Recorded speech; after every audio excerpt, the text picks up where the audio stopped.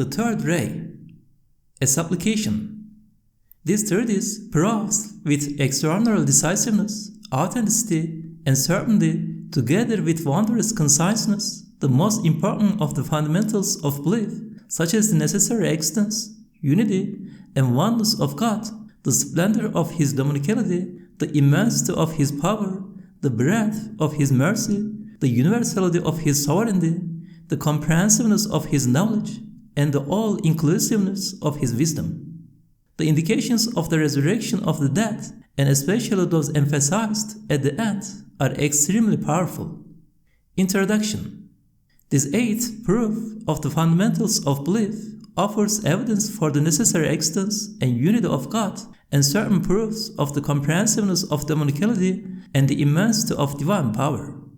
It proves too both the comprehensiveness of divine sovereignty and the extensiveness of divine mercy and the encompassment of divine knowledge, and the fact that divine wisdom embraces all the beings of the universe. In short, in each of the introductory passages of this eighth proof are 8 conclusions. Note, all the proofs of the fundamentals of belief demonstrate the necessary existence and unity of God explicitly, and their other conclusions indirectly. In addition to proving explicitly God's necessary existence and unity, this eighth proof, as application, has 9 conclusions. It proves the majesty of dominicality, the tremendousness of divine power, the comprehensiveness of divine sovereignty, the unbounded extensiveness of divine mercy, the fact that divine knowledge embraces all things, the encompassment of divine wisdom, the glittering magnificence of divine rule. Proving these 8 conclusions through their evidences, this eighth proof has high value. In the name of God, the merciful, the compassionate. Behold, in the creation of the heavens and the earth, in the alternation of night and the day, in the sailing of the ships through the oceans for the profit of mankind, in the rain which God sends down from the skies, and the life He gives therewith to an earth that is dead, in the beasts of all kinds that He scatters through the earth, in the disposal of the winds and the clouds subjugated between the sky and the earth, indeed are signs for people who think. This treatise, a supplication which forms the third ray, is a sort of commentary on the above verse. God's most noble messenger, upon whom be blessings and peace, the sovereign Qur'anic commentator and interpreter, expounded one level above divine unity of the numerous luminous levels of the sublime verse in one of the 99 sections of his peerless supplication, Cevşenül Kebir. Alluding in the supplication through 1,001 divine names to 1,001 proofs of divine unity, he described his sustainer. One of those sections is this: O Thou who is the first of all things and the last, O God of all things and their maker, O provider of all things and their creator, O maker of all things and their owner, O giver of one to all things and giver of plenty, O originator of all things and their renewer, O causer of all things who determines them with due measure, O nurturer of all things and their administrator, O Thou who rolls up all things and causes their constant change, O giver of life to all things and dealer of death, glory be unto Thee, there is no God but Thee, mercy, mercy, deliver us from hellfire. The sample shows that the noble messengers, upon whom be blessings and peace, knowledge of God and His proofs of divine unity were at such a level that no one is equal to Him, and that in this field He is the supreme leader. By following Him, everyone may enter that treasury. It is clear that knowledge, sciences, and arts are perfected through the conjunction of ideas and blending of minds through ideas being combined, and different works complementing each other, the works are perfected. This is why the craftsman who invented the repeater rifle was more skillful than the one who invented the machine gun now. Whereas one who listens attentively with the ear of the heart to the supplication of Jeshurul Kebir, imagining himself to be in the presence of the unlettered Prophet, upon whom be blessings and peace, and hearing it from him, will understand and see that those 1,001 sacred truths, which comprise 1,001 proofs and descriptions, and each of which is the conclusion of a chain of thought and a window opening onto divine unity, were composed by one unlettered, upon whom be blessings and peace, among an illiterate people in an illiterate environment, and a nation lacking a holy scripture in total original, inventive fashion, imitating no one, solving on his own through illumination the riddle of creation and talisman of the universe. This was not in imitative fashion like today, with the help and supplications of thousands of other luminaries, but out of his boundless compassion and infinite clemency, due to which he invites to listen both the inhabitants of the heavens under the celestial dome and vast congregation in the huge mosque of the universe. He seeks help, succor, mercy, and salvation for man, and he says, O thou who in the heavens is his grandeur, O thou who in the earth are his signs, O thou who in all things are his evidences, O thou who in the ocean are his strange wonders, O thou who originates creation then renews it, O thou who in the mountains are his treasures, O thou who creates everything in the best way, O thou to whom return all matters, O thou whose grace is apparent in all things, O thou who displays his power through all creatures. Glory be unto thee, there is no God but thee, mercy, mercy, deliver us from hellfire. Here, the sovereign Qur'anic commentator is expounding one aspect of the above verse.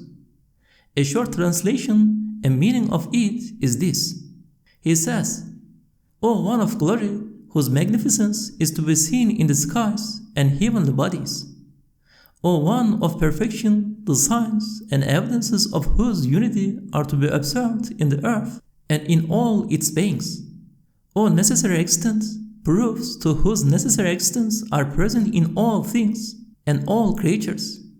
O all glorious one of perfection, who creates all the strange beings in the vast oceans.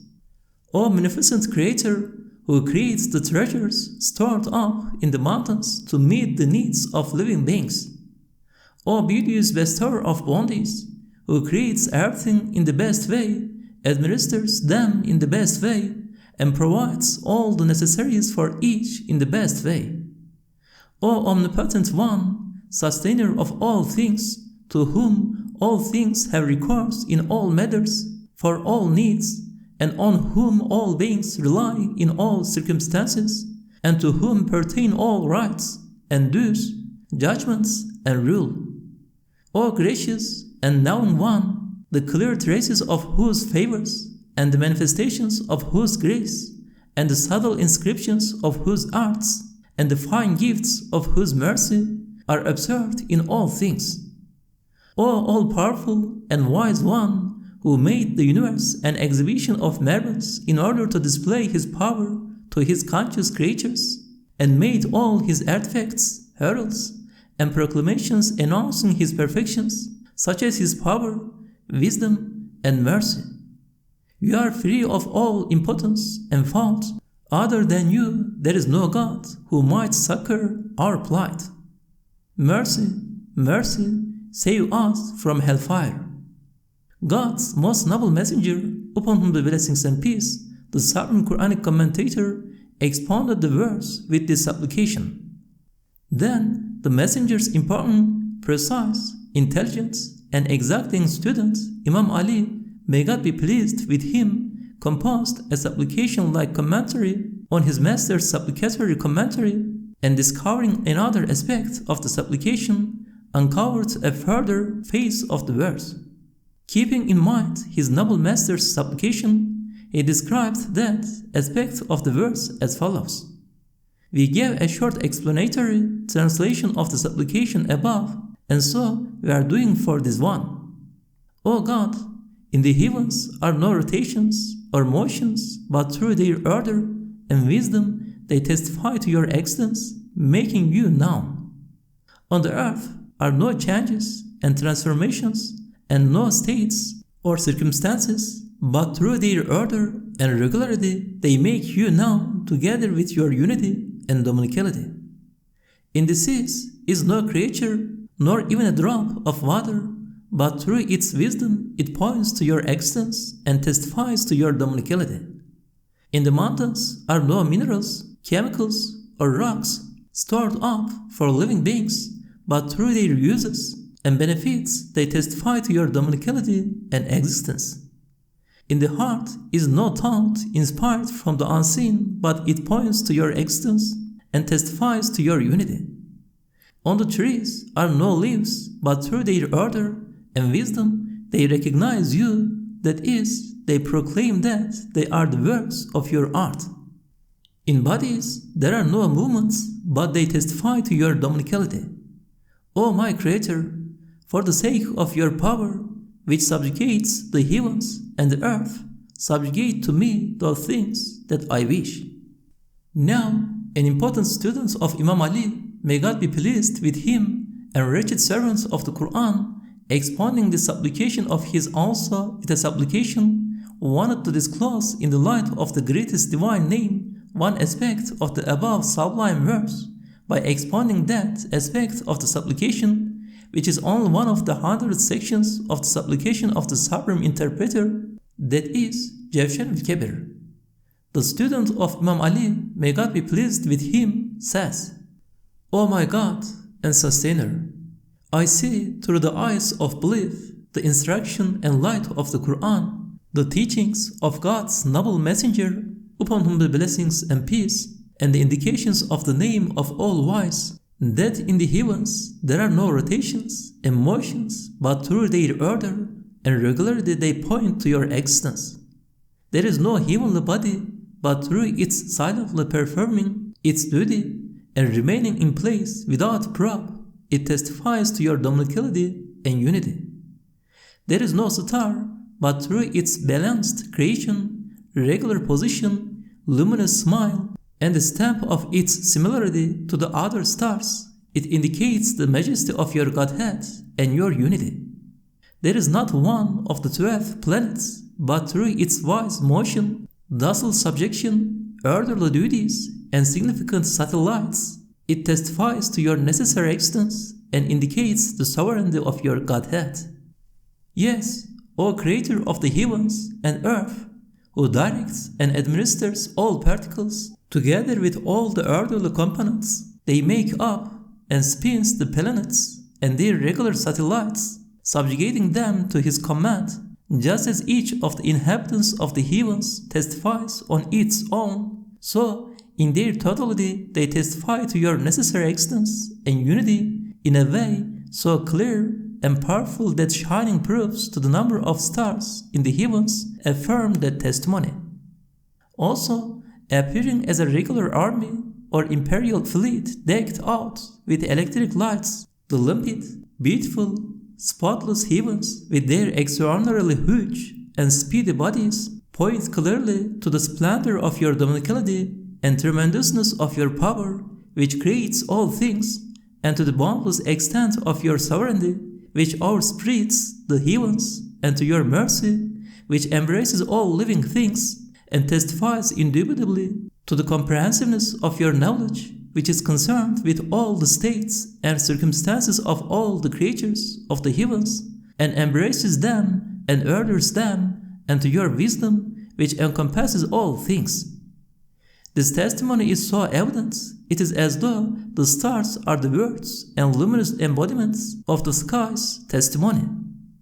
Also, like disciplined soldiers, orderly ships, wondrous aeroplanes, or marvelous lamps, the stars in the arena of the heavens and in their seas and vast spaces show the glittering splendor of the sovereignty of your Godhead.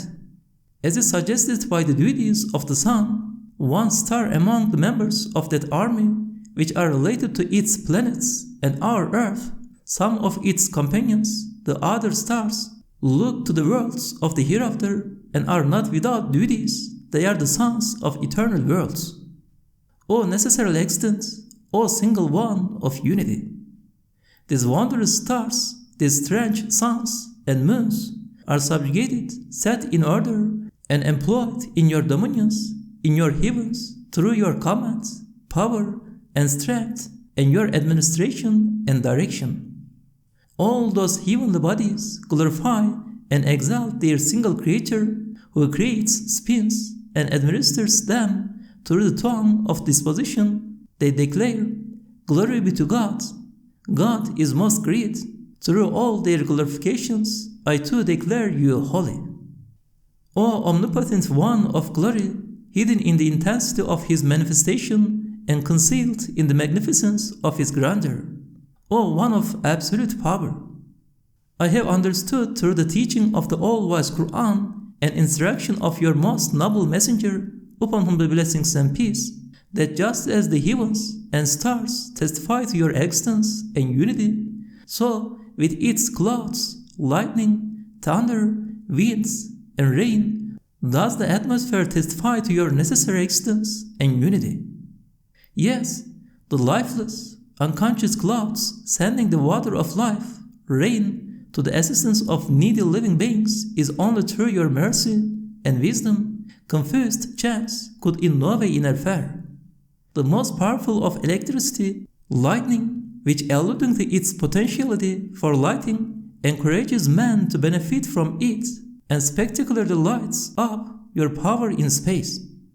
The thunder announces the coming of rain, causing boundless space to speak, and makes the heavens ring out with the reverberations of its glorifying. It hallows you verbally, testifying to your dominicality. The winds, which are charged with numerous duties, such as providing the sustenance most vital for animate creatures, and the easiest to benefit from, and ensuring and facilitating respiration for some purpose, turn the atmosphere into a tablet for writing and erasing, thus pointing to the activity of your power and testifying to your existence. Similarly, the mercy milked through your compassion from the clouds and sent to living beings testifies through the words of its balanced, orderly droplets to the breath of your mercy and compassion. O potent and active disposer, O sublime and bountiful bestower,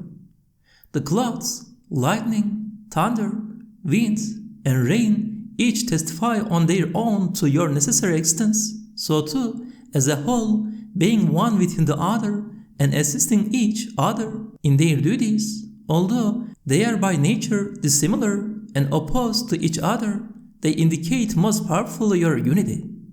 They point too to the magnificence of your dominicality, which makes the vast atmosphere into an exhibition of wonders, on some days filling and emptying it several times, and to the immensity and all-pervasiveness of your power, which makes it resemble a slate which is written on, then rubbed clean, and wrings it out like a sponge, and waters the garden of the earth, and to your unbounded mercy and limitless rule, which under the veil of the atmosphere administer all the earth and all creatures.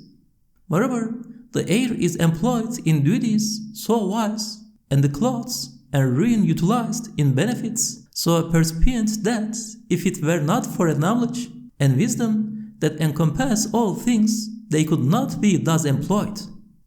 O you who acts as he wishes, through your activity in the atmosphere, your power, which continuously displays examples of the resurrection of the dead and great gathering, and transforms the summer into winter and winter into summer, and similar acts, gives the sign that it will transform this world into the hereafter and there display its everlasting acts. O all-powerful one of glory, the air, clouds, rain, and thunder, and lightning in the atmosphere are subjugated and employed in your dominions through your commands and power and strength. These creatures, which by nature are so different to each other, sanctify their ruler and commander who makes them submit instantaneously to his swift commands. They praise and extol his mercy. O glorious creator of the heavens and earth, through the instruction of the all-wise Qur'an and teaching of God's noble messenger, upon whom be blessings and peace, I believe and know that just as the heavens testify to your necessary existence and unity through its stars, and the atmosphere testifies through all it contains, so the earth testifies to your existence and unity through all its creatures and states. Indeed, there is no change on the earth, such as that of the trees and animals changing their garb every year, but through its orderliness it indicates your existence and unity. There is no animal but through its sustenance being compassionately provided in relation to its need and weakness, and its being given all the members and faculties necessary to pursue its life, it testifies to your existence and unity. There is not a plant or animal created before our eyes in the spring that through its wondrous art,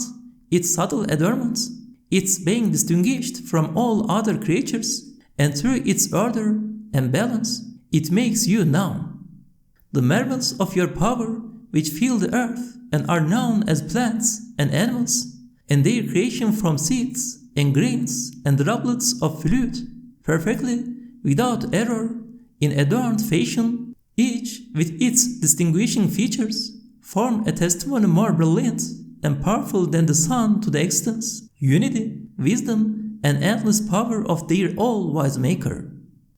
Also, there is no element such as air, water, light, fire, and earth, but through its performing functions consciously and perfectly despite its lack of consciousness, and being the means for the regular arrival of various orderly fruits from the treasure of the unseen, despite being simple, without order,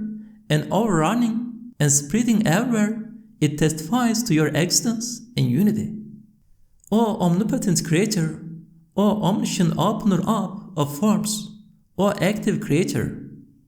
just as together with all its inhabitants the earth testifies to the necessary existence of its Creator, so too, O single one of unity, O clement and kind one, O most bounteous provider, through the stamp on its face and the stamps on the faces of all its inhabitants, and their unity, and being one within the other, and assisting each other, and through all the names and acts of dominicality that look to them being the same, it testifies with the utmost clarity to your unity and oneness. Indeed, it offers testimony to the number of its creatures. Similarly, through its being an army, encampments, an exhibition, a place of instruction, and through all the 400,000 different nations present in the divisions of its plants and animals regularly being given all their necessary equipment, the earth points to the magnificence of your dominicality and to the fact that your power penetrates all things. Also, all the different sustenance of innumerable living beings and its being given to them compassionately, generously, at exactly the right time from simple, dry earth, and the complete subjugation and obedience to the dominical commands of those innumerable individuals demonstrates that your mercy embraces all things and that your sovereignty encompasses them. Also, the dispatch of the caravans of creatures which are in a state of constant change on the earth, and the alternations of life and death, and the administration and management of the plants and animals, and this being possible only through a knowledge that is concerned with all things, and an infinite wisdom governing in all things, points to your comprehensive knowledge and wisdom. Also, the supreme importance given to man who in a brief span performs infinite duties has been equipped with abilities and faculties which suggest he is to life for all eternity and has disposal over all the beings of the earth and the infinite outlay made for him in the training grounds of the world. This temporary military encampment of the earth, this transcendent exhibition, and the boundless manifestations of dominicality, innumerable divine addresses, and incalculable divine gifts, which look to him, surely cannot be contained in this fleeting, sorry, confused life, this transitory world so full of tribulation. Since they could be only for another, eternal life, and an everlasting abode of bliss. They point to, even testify to, the bestowals of the hereafter in the everlasting realm. O Creator of all things, all the creatures of the earth are administered and subjugated in your dominions, in your earth, through your strength and power and will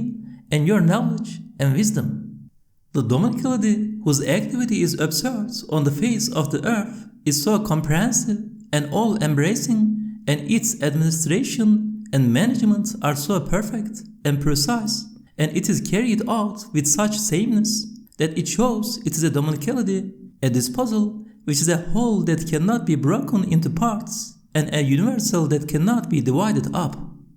Together with all its inhabitants, the earth sanctifies and glorifies its Maker with innumerable tongues far clearer than the spoken word. They praise and extol their glorious Provider for His infinite bounties with the tongues of their beings.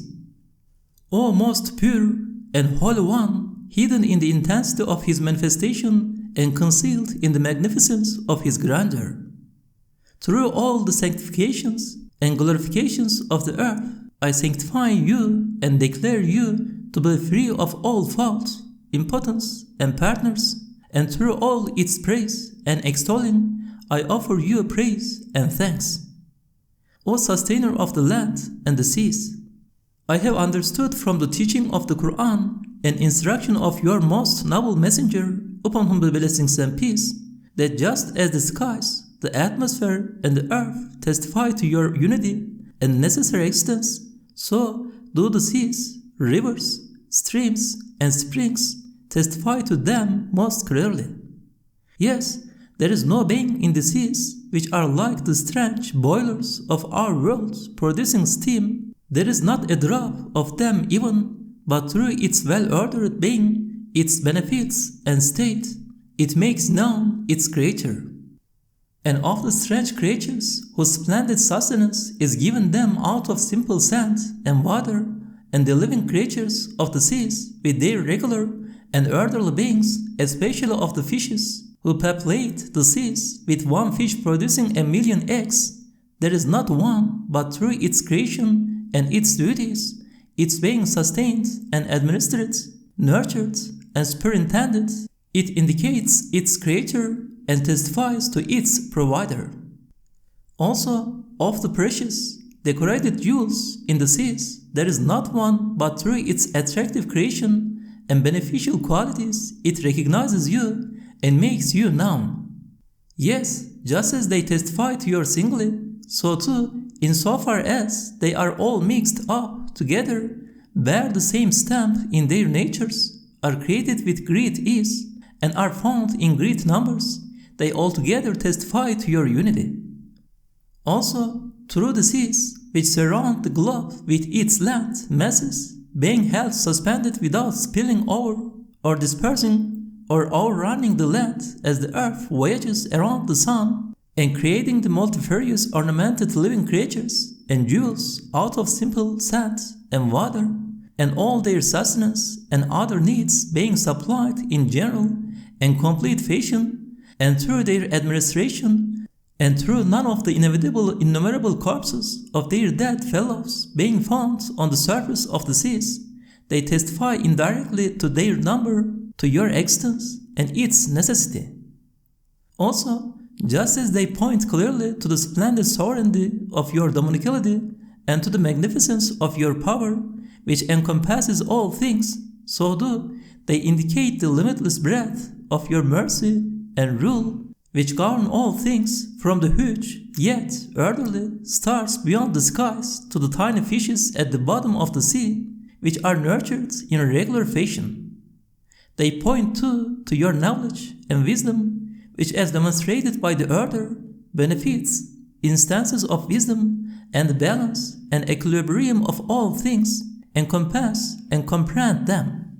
There being such reservoirs of mercy for the travelers in this guest house of the world, and their being utilized for man's journeying and for his ship and his benefits, shows that the one who bestows such a profusion of gifts out of the seas on his guests of one night in a wayside inn must surely have eternal seas of mercy at the seat of his everlasting rule, and those here are merely their small and transitory samples.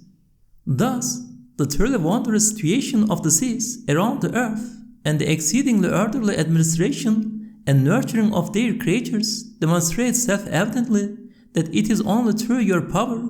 will, and administration that they are subjugated to your command in your dominions, and through the tongues of their wings they sanctify their Creator, declaring, God is most great.